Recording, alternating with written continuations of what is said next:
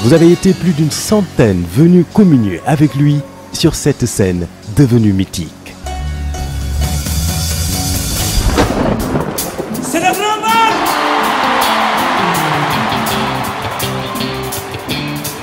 De tous les coins et recoins du monde, le sourire, la bonne humeur, les préparatifs commencèrent. Les tailleurs se mirent à coudre les plus beaux bobos. L'or des bijoutiers reprirent à couler pour le bonheur des belles dames africaines. Vos cris de bonheur et d'exaltation feront monter les décibels. Les solos de guitares électriques se feront plus lancinants, les danseurs tourbillonnant au rythme infernal des tambours africains, tandis que la voix atteindra des octaves jamais égalées. Grâce à vous, l'ambiance sera encore extraordinaire. La fête sera grandiose. Bougez, tirez, chantez, dansez. Vous, Youssou N'Dour, le Super Étoile et Bercy, c'est déjà 17 ans de bonheur partagé. Merci!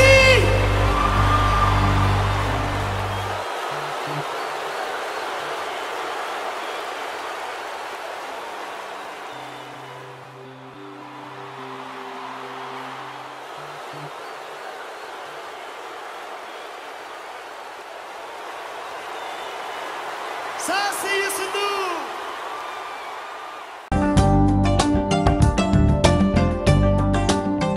Bonsoir, il est 20h sur les antennes de la télé Futur Média. C'est parti pour le sommaire de cette édition avec cette opération de déguerpissement aux abords des établissements scolaires Gueule-Tapée Fass Colobane.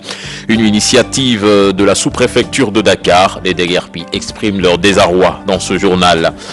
Les syndicalistes de la Poste en rogne. Ils s'indignent de ne pas être associés au projet de restructuration de la boîte. La gestion de l'actuel directeur général vivement critiquée. La SDE annonce 8500 branchements sociaux à Dakar et Thiès. C'est le fruit d'un financement des bailleurs de fonds estimé à 274 milliards de francs CFA. La Société des eaux veut mettre fin aux dysfonctionnements liés à l'approvisionnement de l'eau dans les régions de Dakar et Thiès. Youssou N'Dour a reçu ce mercredi son prix devant un parterre de personnalités japonaises. Le lauréat du Premium Impérial conforte ainsi sa place sur la scène internationale.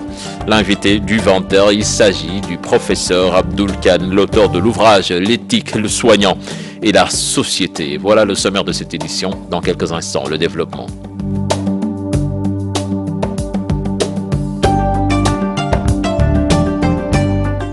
Bienvenue à toutes et à tous. Vaste opération de déguerpissement aux abords des établissements scolaires de la Gueule-Tapée Fass Colobane.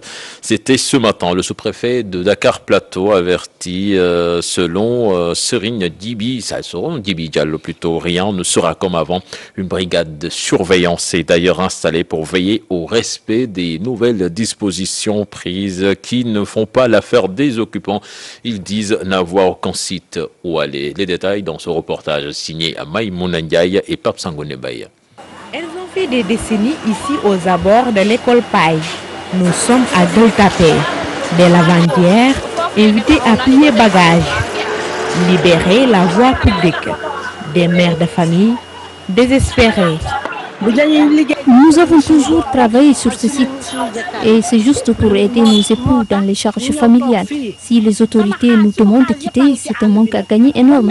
Autre chose également, beaucoup de clients nous trouvaient ici pour nous donner notre argent. Alors s'ils reviennent ici et qu'ils ne nous trouvent pas sur place, ils vont repartir peut-être avec notre argent. Nous souhaitons que les autorités municipales en charge de cette question nous laissent encore sur ce site. Nous n'avons nulle part où aller. Le maire de Fass Colobane Gueule-Tapée ne semble pas céder à la pression. Ousmane Doy invite les populations à adhérer pour un meilleur cadre de vie. Les populations devraient s'approprier ces déguerpissements, participer à l'événement et gérer eux-mêmes les espaces libérés. Parce que c'est leur cadre de vie qui est intéressé. Maintenant, nous avons pris l'engagement, la décision à la mairie de mettre une brigade de surveillance qui sera là tout autour de ce terrain pour mettre de l'ordre dans ce que nous faisons. Parce qu'il n'est plus question que les choses reviennent comme c'était. Il y a un laisser-aller et l'environnement est agressé et ça se ressent sur les études des enfants. Cadre de vie amélioré, propreté urbaine garantie. Le sous-préfet de Dakar Plateau se veut clair. Aujourd'hui, nous avons démarré par le lycée Kennedy, le lycée de la Fosse, l'école Amadou Lamine Diène et l'école Ali Koundoy, où les abords des écoles étaient occupés quand même d'une manière très anarchique. Alors, c'est ainsi que, en relation avec les collectivités locales, nous avons eu à remettre des sommations pour que les populations qui occupent illégalement ces voies puissent en tout cas libérer ces axes. Fort de cela donc, nous avons eu aujourd'hui à désencombrer l'ensemble des alentours des établissements que je viens de citer. Cette opération de déguerpissement va se poursuivre dans tout Dakar. La brigade de surveillance compte travailler en synergie avec la police et la préfecture. Les syndicalistes de la Poste SNTPT et Sinapost décident de se battre pour la sauvegarde de leurs outils de travail. Avec la restructuration annoncée de l'entreprise, ils s'indignent de ne pas être associés à ce projet. Ces syndicalistes, face à la presse ce matin, en ont profité pour dénoncer la gestion du directeur qu'ils qualifient de gabegique. Compte rendu signé Fatou Bintou Conté et Mohamed Dian. Les travailleurs de la Poste dans tous leurs états. Face à la malgouvernance dont fait état cette entreprise, un plan de restructuration est engagé sans leur participation. La direction générale joue à l'omerta des manœuvres que les postiers fustigent. Chose inédite, parce qu'on ne peut pas entamer un processus de restructuration dans une entreprise sans associer les travailleurs. Et cette situation met les travailleurs dans un doute total. Parce que cette restructuration-là est gérée dans un ostratisme jamais égalé, dans une discrétion jamais égalée. Je pense que pour entamer une restructuration, il faudrait une concertation au préalable.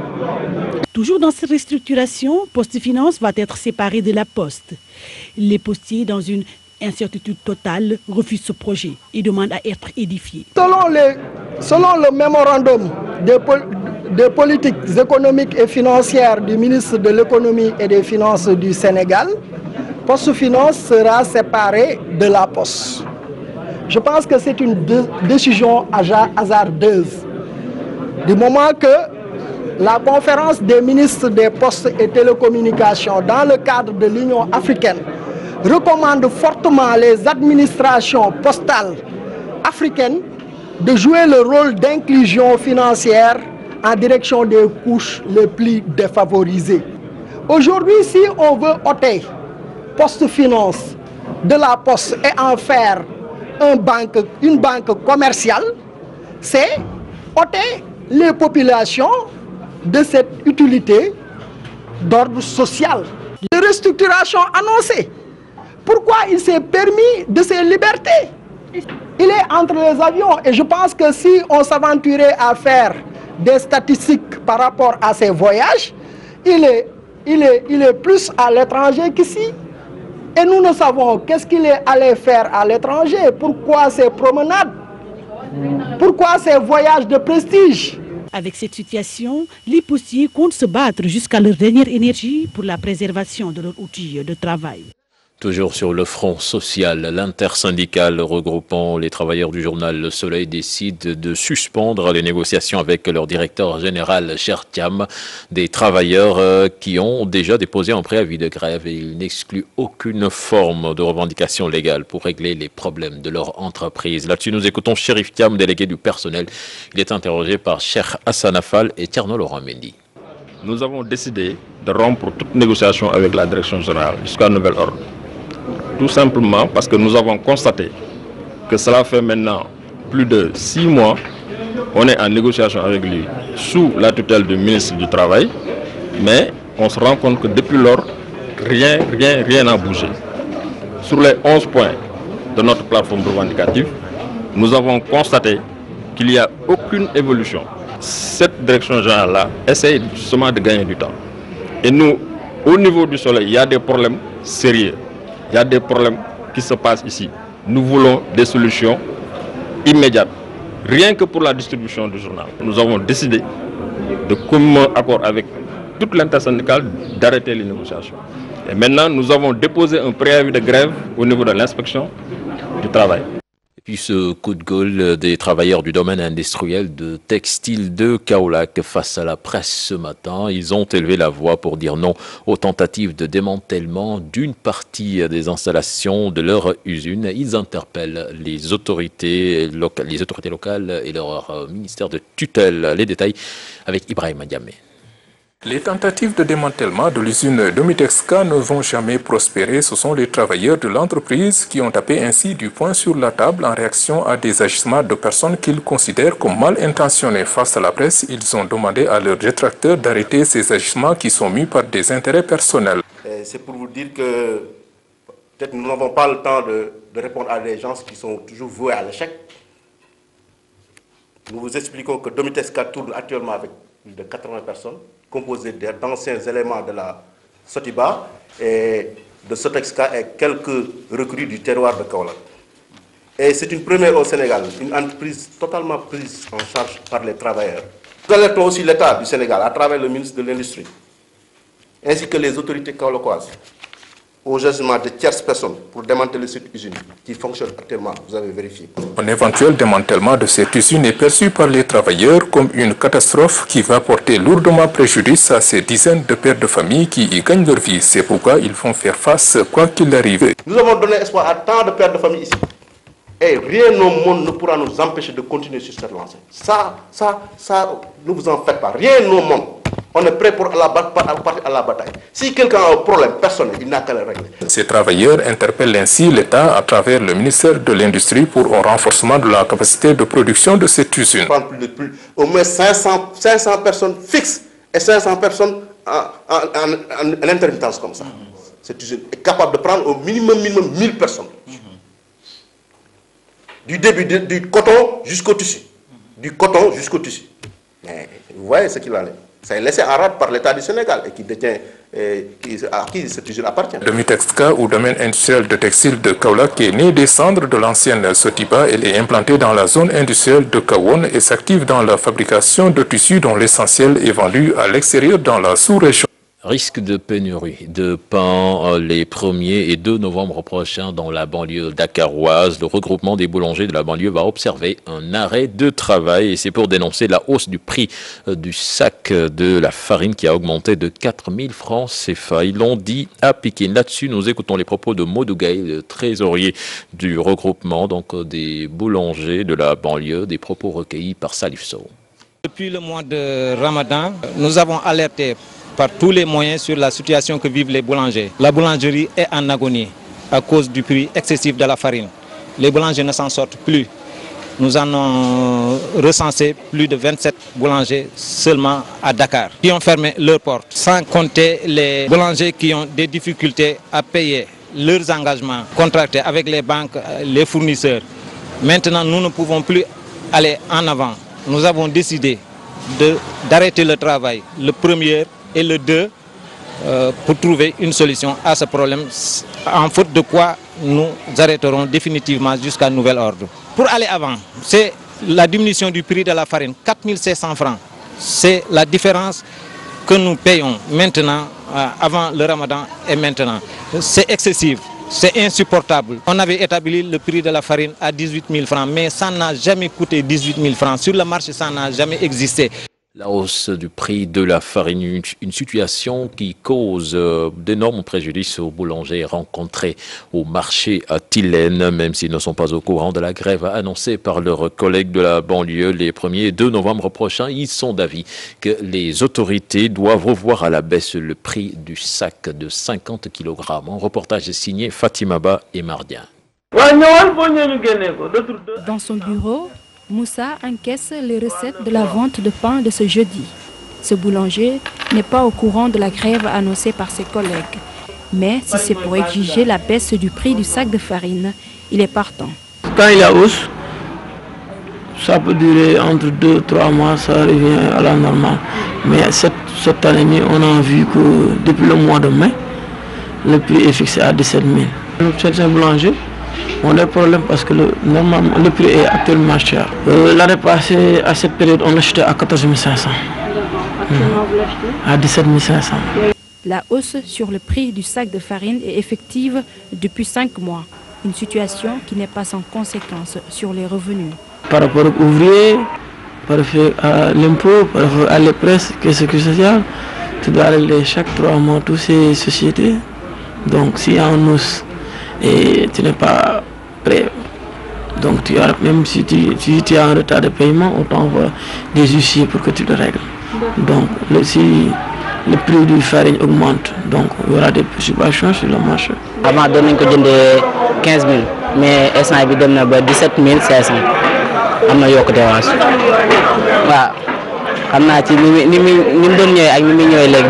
Autre point qui tient à cœur à ce travailleur, la réorganisation du secteur.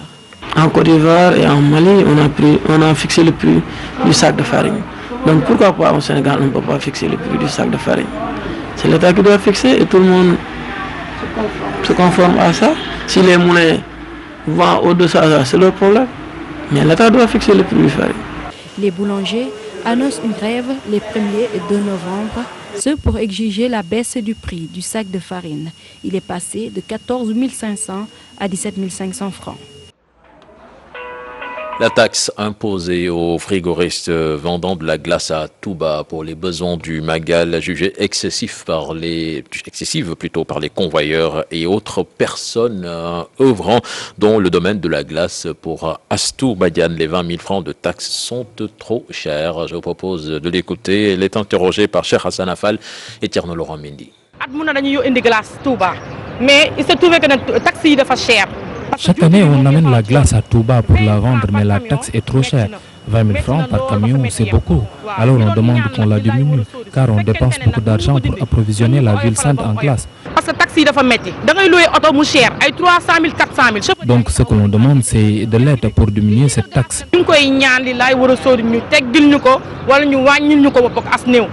Autre aspect de l'actualité, les travailleurs de l'hôpital de Pikine dénoncent l'acharnement dont ils sont victimes depuis la mort d'Aïcha Diallo. Ils mettent en garde des personnes qui veulent ternir l'image de leur structure sanitaire qui, selon eux, a une ressource humaine de qualité. Ils n'excluent pas de porter plainte contre leurs détracteurs. Ces travailleurs étaient en sit-in ce matin. Nous écoutons leur porte-parole. Il s'appelle Ibrahima Diaw. Il est interrogé par Salif Sow et Asmalik Diop. Présenter nos condoléances à la famille de la défunte. Nous allons aujourd'hui dire que nous dénonçons tout acharnement au sein de cet hôpital. Nous n'accepterons plus que des gens mal intentionnés ternissent l'image de l'hôpital. Car ternir l'image de l'hôpital, c'est ternir l'image des personnes qui s'y travaillent. Alors que depuis 10 ans, nous travaillons corps et âme pour ériger cet hôpital au niveau des meilleurs hôpitaux du Sénégal. Dire à la famille d'édifier l'opinion sur les causes du traumatisme de cette fille. Parce que l'enfant, nous n'avons pas demandé 200 000 francs pour s'occuper de cet enfant. L'enfant a été pris en charge du vendredi jusqu'à sa phase d'opération. Donc c'est après le décès que la facture présentée à la famille qui a posé tout ce problème. Nous invitons l'hôpital à porter plainte contre toutes les personnes mal intentionnées. Et puis la polémique plutôt sur la mort d'un sexagénaire déficient mental décédé devant l'hôpital Amadou Sakhir Ndiéguène de Thiès. L'association sénégalaise pour le suivi et l'assistance aux malades mentaux s'indigne. Son président Ansoumana Dione pose le problème de la prise en charge des malades mentaux et le directeur de la structure sanitaire dégage en touche et estime que tous les cas sociaux sont pris en charge. Les détails avec Cheranta Diop et Seyla Tire. Une personne âgée d'une 60aine d'années a rendu l'âme devant l'hôpital Amadou Sakhir Ndiéguène de Thiès. Le décès a suscité beaucoup de commentaires dans la capitale du rail. Selon les témoins, il avait été évacué à l'hôpital régional de Thiès par les sapeurs-pompiers avant d'être interné pendant une semaine. Mais des blouses blanches l'ont déposé non loin de l'arrêt des motos Jakarta où il a rendu l'âme. Le président de l'association sénégalaise pour le suivi et l'assistance aux malades se dit consterné. Ce qui s'est passé il est décédé devant l'hôpital régional de Thiès. Cela pose encore une fois la problématique de la prise en charge des malades mentaux errants à travers le pays. Qu'un malade mental perde la vie devant un hôpital, personne ne doit l'accepter. Le directeur de l'hôpital Amadou Sakhir Ndiéguène de Thiès dégage en touche. J'ai reçu un coup de fil de vous précisant une information par rapport à un malade qui aurait dû décéder et qui était admis à l'hôpital régional de Thiès. Et je peux vous confirmer que nous avons l'habitude de prendre en charge les malades mentaux qui nous arrivent, même si nous n'avions pas une structure spécialisée. En tout cas, nous prenions toutes les dispositions nécessaires en rapport avec le service social de Thiès, qui est un service quand même qui a une bonne réputation dans le cadre de la prise en charge des cas sociaux. Et ça m'étonnerait fort quand même que cette situation puisse arriver à l'hôpital régional de Thiès. Il nous arrive régulièrement, en faisant le bilan, de dépenser pas moins de 90 millions par an pour la prise en charge des cas sociaux. La prise en charge des malades mentaux, une problématique. Agents de santé comme population expriment la nécessité de mise en place des structures d'accueil dédiées à ces catégories sociales. Cheikh Anta Diop, je vous l'annonçais dans le titre, en invité dans ce journal, il s'agit du professeur Abdoul Khan. Vous êtes cardiologue, professeur. Vous avez écrit 2 ouvrages sur le fonctionnement de nos hôpitaux. Tout d'abord, La vie sur un fil, puis L'éthique, le soignant et la société. Professeur, bonsoir. Bonsoir. Alors, professeur, votre commentaire d'abord sur cette affaire qui défraie la chronique à l'hôpital de Pikine avec cette fille qui est décédée pour une supposée négligence du personnel soignant. Je voudrais d'abord, si vous le permettez, joindre ma voix à celle des milliers de Sénégalais pour présenter mes condoléances à la famille de l'enfant Aïcha. Essayer autant que faire se peut, je crois, et c'est notre devoir aujourd'hui, d'essayer d'arriver à surmonter ces drames et peut-être ces incompréhensions. Je pense que ce qui s'est passé, on a bien compris en écoutant les différentes versions qu'il ne s'agissait pas simplement d'un problème d'argent, mais on a bien compris également que l'opinion du personnel soignant n'est pas tout à fait la même que celle de la famille. Mais je pense que nous devons justement faire en sorte d'abord que la communication soit mieux établie. Et je crois que c'est déjà quelque chose qui nous incombe à nous tous, et en particulier aux professionnels de santé, pour que les familles comprennent mieux ce qui a pu être fait, ce qui a pu être des contraintes, et dans une démarche tout à fait transparente que la famille comprenne. Peut-être que si cette communication avait pu être établie, on aurait peut-être pu à tout le moins éviter un certain nombre de choses. Voilà. Maintenant, après, pour le reste, il faut, c'est vrai, situer les responsabilités, mais ne pas le faire simplement comme on le fait aujourd'hui, malheureusement, dans un cadre purement émotionnel, aller au-delà et faire en sorte que tout le parcours de soins soit analysé et que les correctifs soient apportés. Justement, on parle de négligence du personnel. Vous avez sonné l'alerte il y a déjà 3 ou 4 ans avec déjà la publication de votre livre La vie sur un fil. Est-ce que, quelque part, si vous avez vu ce que vous dénonciez dans cet ouvrage? Même si les détails de l'enquête, quand même, ne sont pas encore révélés. Oui, je ne connais pas le fond du problème, en l'occurrence, et ce qui s'est réellement passé. Et moi, je ne voudrais pas simplement m'arrêter à cette actualité, pour triste et dramatique qu'elle soit. J'ai entendu la famille dire une chose qui me paraît très importante, et j'ai souvent entendu ça d'ailleurs dans les témoignages des familles suite à la sortie notamment de La vie sur un fil. Si nous posons le débat... Mais la famille a plus quand même incriminé le personnel administratif que le médecin. Oui, c'est ce que je voulais y venir. La famille a dit quelque chose qui me paraît très important. Si nous posons le débat, c'est que nous souhaitons que plus jamais cela ne se reproduise. Nous avons également entendu la version des médecins. Mais je crois que ce qui est important aujourd'hui, c'est qu'on constate une chose. Une enfant a perdu la vie dans notre structure de soins. Ceci est sûrement vécu comme un échec. Je connais certains des protagonistes, notamment de l'hôpital de Pikine. Certains, j'en suis convaincu, sont vraiment des professionnels très dévoués, et je suis sûr qu'ils sont meurtris dans leur chair. Et je crois qu'aujourd'hui, nous devons vraiment faire en sorte qu'il y ait une analyse exhaustive et holistique des problèmes de santé. Et c'est ce que j'ai voulu d'ailleurs montrer dans La vie sur un fil. Et oui, clairement, pour moi, depuis la sortie de la vie sur un fil, il n'y a pas eu de changement notable dans notre système de santé. Malheureusement... Chaque jour, les faits vous confortent. Les faits nous confortent, les populations le disent. Nous, acteurs de la santé, il faut qu'on l'avoue aussi, nous ne travaillons pas aujourd'hui dans des structures de soins aux normes. Il faut qu'on l'avoue, il faut qu'on le dise. Il ne faut pas qu'on soit dans cette confrontation, dans cette posture parfois corporatiste.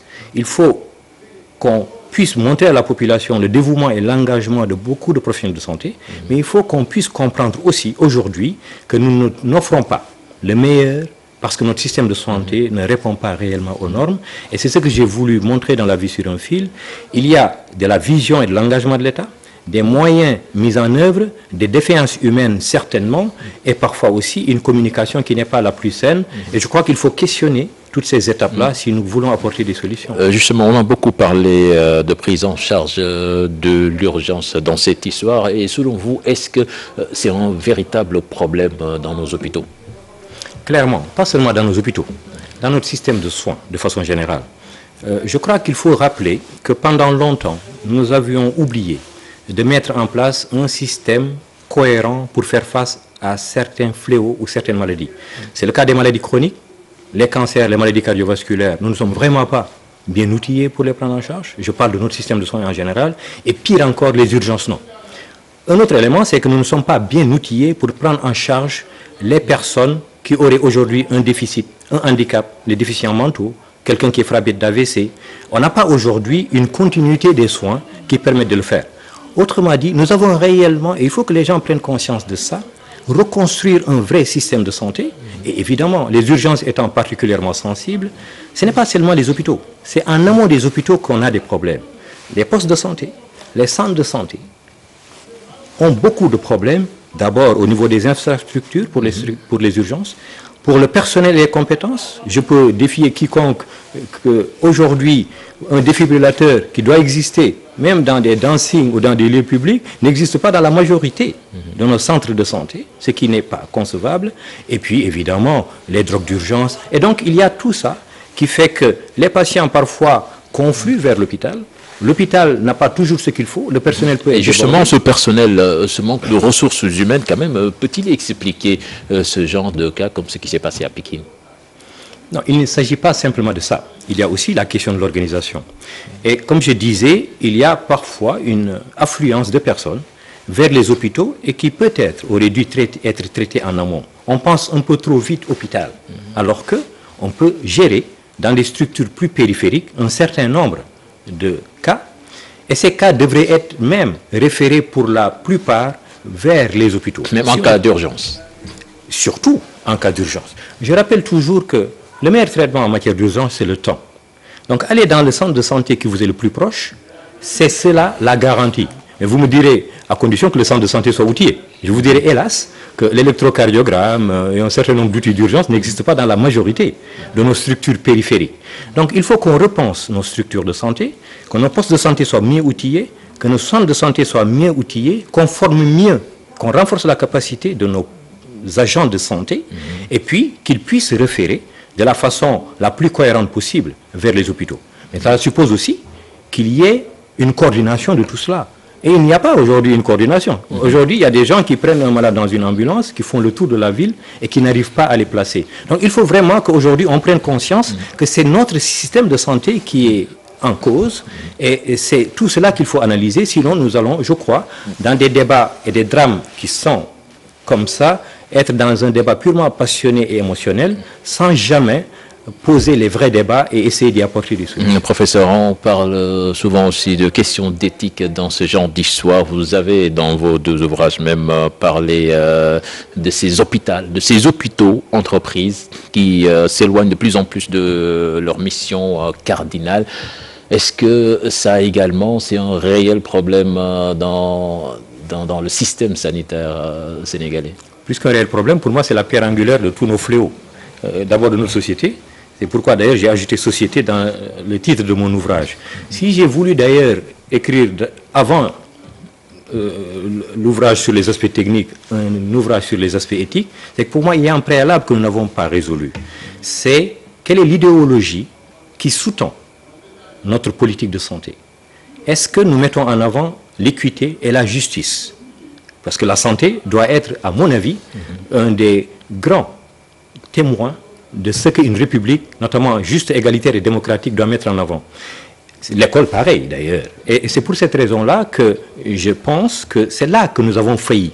Et c'est là également que nous avons failli en recopiant, malheureusement très mal, une réforme qui nous est venue d'ailleurs, mais qui n'était pas la bonne réforme.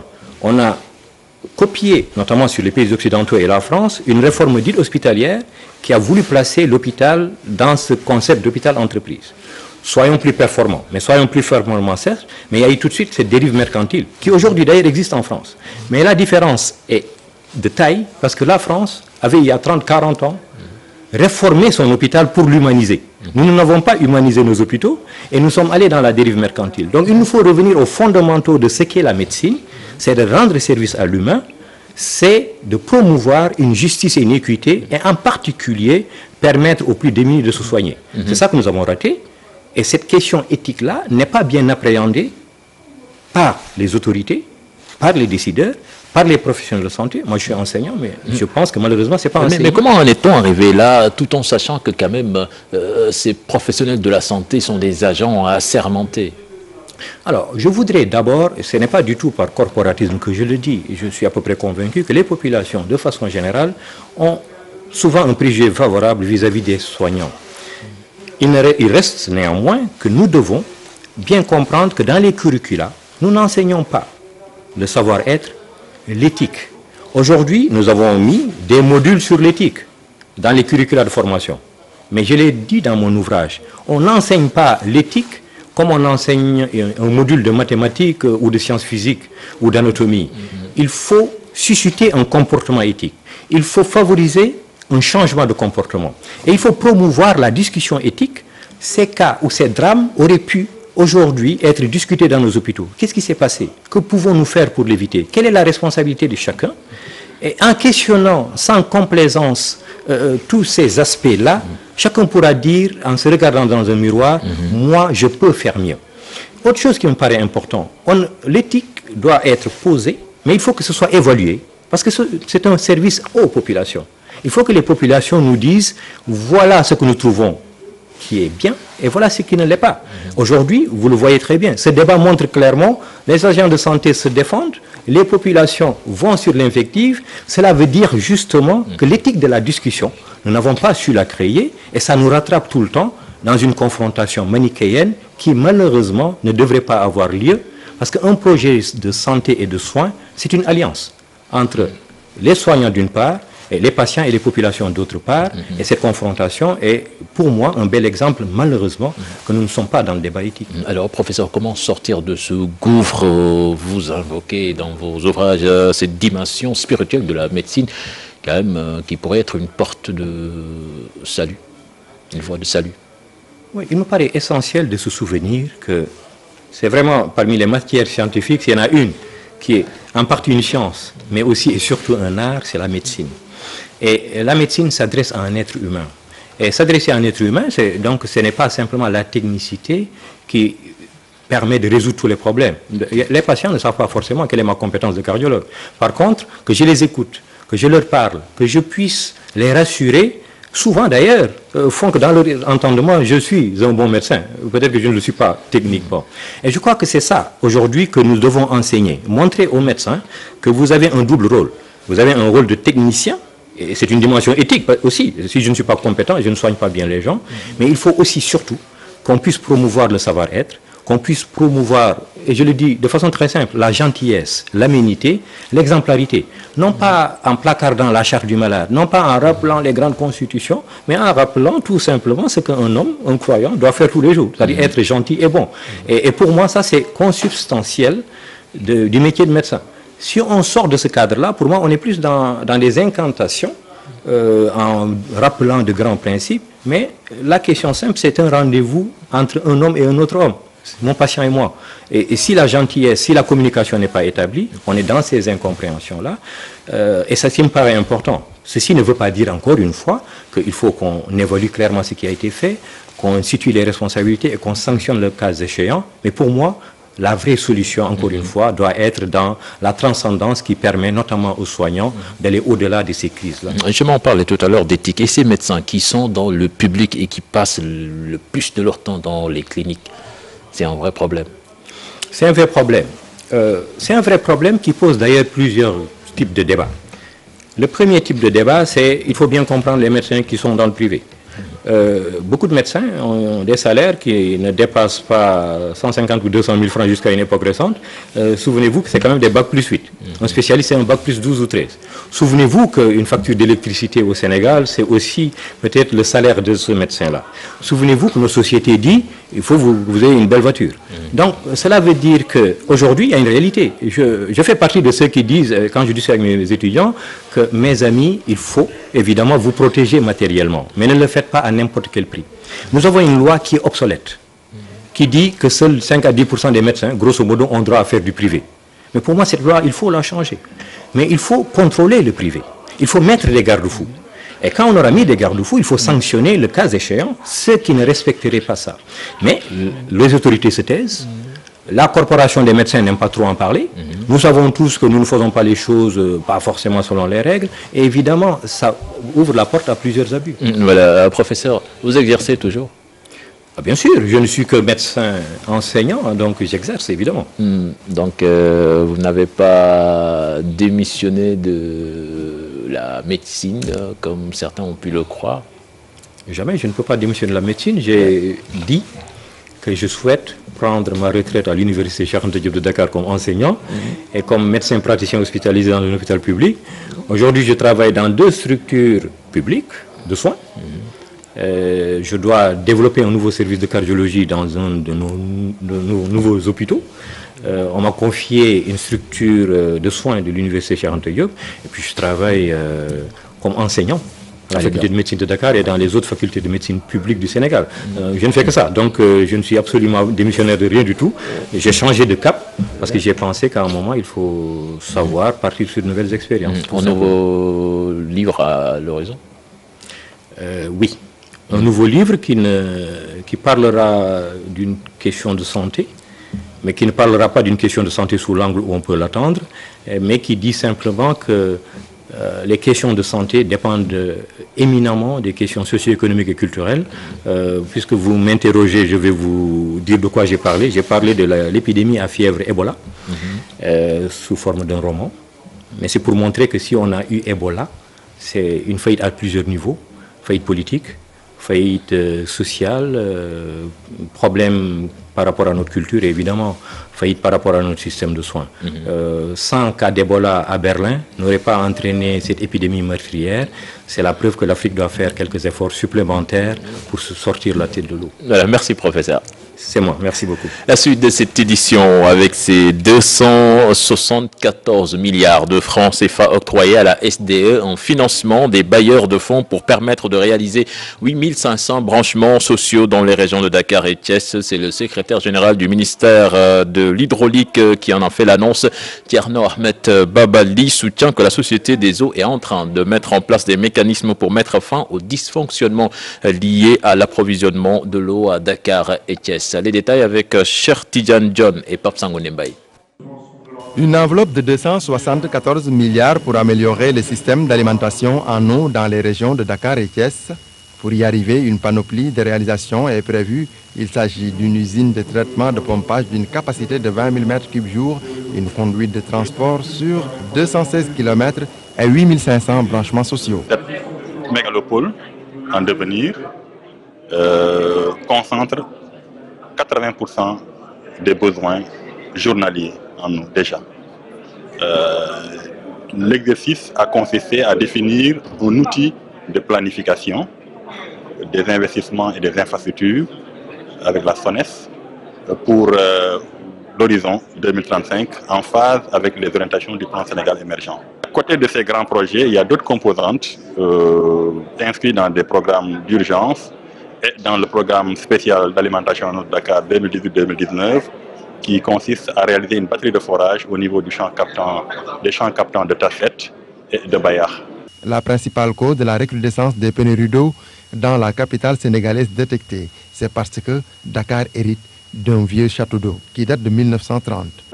Par endroits, il est vrai, on le dit, on le constate, des zones un peu élevées ou en bout de réseau manquent d'eau à Dakar. Mais avec la SONES, nous avons mis en place un dispositif de renforcement de la production avec les forages qui ont été réalisés depuis 2015, mais également un dispositif d'amélioration de la distribution à travers une meilleure distribution du volume d'eau qui arrive à Dakar, de 350 000 m3 jour, mais également une meilleure sectorisation du réseau. L'acte 1 du programme d'approvisionnement correct en eau concerne d'abord les régions de Thiès et de Dakar. Parallèlement, celles de Fatick et de Kaolack seront inscrites dans le même programme, notent les techniciens. D'ailleurs, 3 usines de traitement de fioul et de sel seront installées dans le centre du pays pour permettre aux habitants de ces localités d'avoir accès à une eau potable. L'absence des opérateurs chinois dans la campagne de commercialisation de l'arachide, le PCA de la Sonacos rassure les producteurs qui peuvent compter sur les huiliers du Sénégal. Youssou Diallo juge raisonnable le prix aux producteurs proposé par le CNIA. Il était l'invité du 13h. Je vous propose de l'écouter avec Chérif Dia. Bientôt, le début de la campagne de commercialisation de l'arachide au Sénégal. Et comme il est de coutume, le CNIA, Comité national interprofessionnel de l'arachide, a proposé au gouvernement un prix aux producteurs fixé à 210 francs le kilogramme, raisonnable de l'avis du PCA de la Sonacos. Nous nous retrouvons aujourd'hui avec un prix économique réel de l'arachide au Sénégal qui devrait être aux environs de 187 francs. Maintenant, donc ça veut dire que lorsque le CNIA propose un prix de 210 francs, il y a un gap de 23 francs. Et ce gap de 23 francs doit être pris par quelqu'un en charge, c'est l'État. Et vous le calculez parce que le niveau de commercialisation en termes d'huilerie, maximum des arachides commercialisés sur le marché officiel dépasse rarement 40% de la production. Et si vous le projetez sur les 40%, vous êtes presque pas loin de 10 milliards de gap à combler. Donc, en maintenant le prix à 210 francs, l'État du Sénégal va faire une subvention qui ne sera pas loin de 10 milliards. Seule inquiétude, l'absence des opérateurs chinois sur le terrain, même si le Sénégal peut compter sur ses huileries comme la Sonacos pour l'achat des graines. On a constaté, en tout cas par rapport aux années précédentes, qu'à pareil moment, les opérateurs dits chinois, avec leurs partenaires sénégalais, étaient à pied d'œuvre, étaient en train d'installer le matériel de collecte, étaient en train même de mobiliser les premiers financements. Mais cette année, on constate que ce n'est pas le cas. Donc, il y a vraiment un certain pessimisme par rapport à ces opérateurs chinois. Mais heureusement qu'il y a aussi des huileries. La Sonacos a une capacité aujourd'hui de trituration de 300 000 tonnes. Le Copéol a une capacité qui est aux environs de 150 000 tonnes. Wao a une capacité qui est à presque plus de 80 000 tonnes. Et CAIT peut acheter jusqu'à plus de 25-30 000 tonnes. Donc, le volume total qui peut être acheté par l'ensemble des huileries dépasse les 500 000 tonnes. Ce qui est supérieur à la quantité, généralement, qui est achetée sur le marché officiel. Avec ces financements promis, la Sonacos pourrait acheter entre 250 000 et 300 000 tonnes d'arachide cette année, selon son PCA. Et puis je vous l'ai annoncé dans les titres, le premium impérial décerné à Youssou N'Dour, le lead vocal du Super Étoile. Il a reçu ce mercredi devant un parterre de personnalités japonaises. Le lauréat est le premier artiste sénégalais à recevoir cette distinction qui conforte sa place sur la scène internationale. Un récit signé Aïssatou Paye avec des images de Patrick Takar.